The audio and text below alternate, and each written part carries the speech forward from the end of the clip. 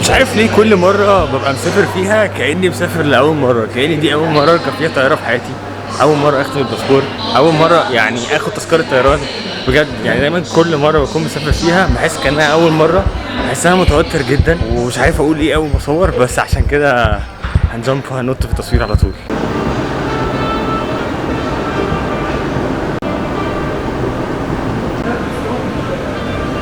تقريبا بقالي نص ساعة بحاول ان انا اظبط الكاميرا الموضوع مستحيل، واخيرا لقيت مكان اقدر ان انا احط عليه الكاميرا. انا حاطط الكاميرا على الترولي بتاع الشنط يا جماعه. الحقيقه يا جماعه ان السفريه دي جايه بعد فتره كبيره جدا جدا، جايه بعد تعب كتير جدا ومحاوله كتير قوي للسفر، والمحاولات كلها غالبا ما كانتش مجزيه. الحقيقه ان انا بعد ما رجعت من اندونيسيا ورجعت على مصر، ده كان من شهر 6، كان في نص شهر 6 تقريبا.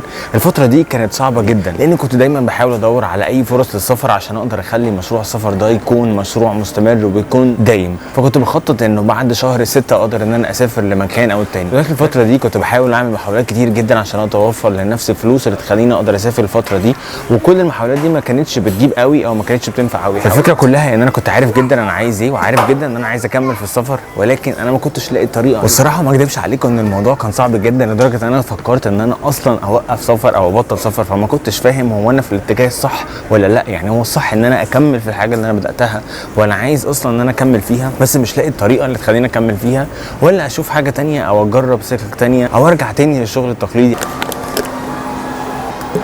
والحل بقى يا جماعه اللي لقيته وانا ما كنتش متوقع ان هو ده هيبقى الحل، هو برنامج اسمه رواد الشباب الاعلامي العربي يونج ارب ميديا ليدرز. وده بتعمله حاجه منظمه اسمها مركز الشباب العربي موجوده في الامارات.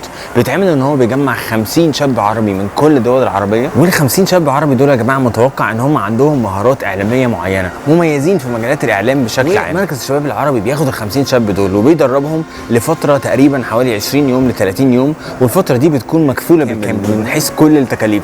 وطبعا حاجه زي كده كانت بالنسبه لي فرصه كبيره قوي، بس في نفس الوقت انا مش عارف هل هم بيدوروا على ناس عندهم مهارات معينه ولا لا، وايه اللي ممكن يخليني اتقبل او ايه اللي ممكن ما يخلينيش ان انا اتقبل. الفكره ان انا عرفت الموضوع ده بالصدفه تماما. انا كنت بسكرول على انستجرام، شفت حد بنت اسمها ذا جود نيوز، شفت اكونت اسمه ذا جود نيوز بيتكلم عن البرنامج ده بكل التفاصيل، ومريم سوركا كانت عامله لايف فيديو بيتكلم عن كل تفاصيل البرنامج ده. عملت ايه؟ جبت ورقه وقلم وقعدت ذاكرت كل تفاصيل البرنامج ده وازاي ان انا اقدر اقدم عليه، وشفت كل الاسئله، وقعدت يا جماعه يومين 48 ساعه تقريبا متواصل بحاول ان انا ارد على كل الاسئله. البرنامج ده الاسئله بتاعته كانت كتيره جدا، الهدف منه ان هم يعرفوا تفكيرك انت كحد في مجال الاعلام بشكل عام. مش لازم تكون دارس اعلام، مش لازم تكون بتشتغل في مجال الاعلام، بس هم بيسالوك اسئله عاوزين يعرفوا فيها اهتماماتك ايه، اولوياتك ايه، ايه ارائك في مجال الاعلام، مين الناس اللي بتتابعها، مين الناس اللي بتتفرج عليها، ايه الحاجات اللي انت عاوز توصل لها او تحققها في مجال الاعلام. وبصراحه انا خليت الموضوع طبيعي جدا، وحاولت ان انا اعبر عن شخصيتي باكبر شيء ممكن. حتى الفيديو اللي انا بعته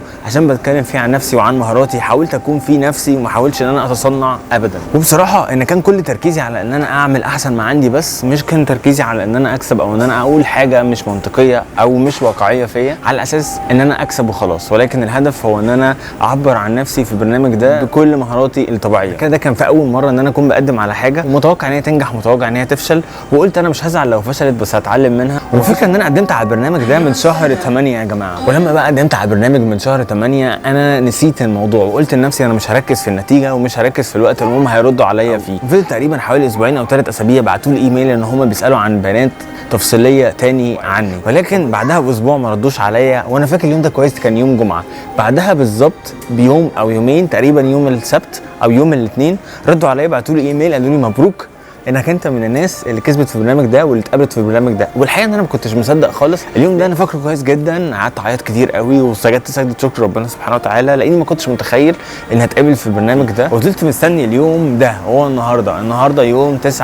ما كنتش متخيل ان انا اكون موجود في برنامج اسمه رواد الشباب الاعلامي العربي. الموضوع يا جماعه كبير جدا. ما كنتش متخيل ان اصلا ممكن يكون في فرص بتدعم الناس اللي عايزين يشتغلوا في مجال الاعلام حتى لو كانوا مش خارجين اعلام، لمجرد ان هم عندهم الشغف للمجال ده زي ما بتعمل كده دوله الامارات. وان شاء الله تكون تجربه فريده جدا واخدكم معايا في كل حاجه بكل تفاصيلها. واهم حاجه عايز اقولها هو انه مجرد انك انت تكون عندك حلم او عندك طريق انت ماشي فيه، طبيعي جدا جدا جدا انك تتعثر في الطريق ده، طبيعي انك تقع وانك تفشل وانك تحس انك انت اخطات في حياه معينه. ولكن لو انت بجد عايز تكمل الطريق ده فلازم تقوم من الحاجه اللي اتعثرت فيها وتتعلم منها وتكمل الطريق. ما يبقاش عندك اي حل او اي اوبشن غير انك انت تستمر وتواصل مهما كانت الطريقه اللي انت هتجرب فيها. ما تخليش عندك اي اوبشن غير اوبشن الوصول.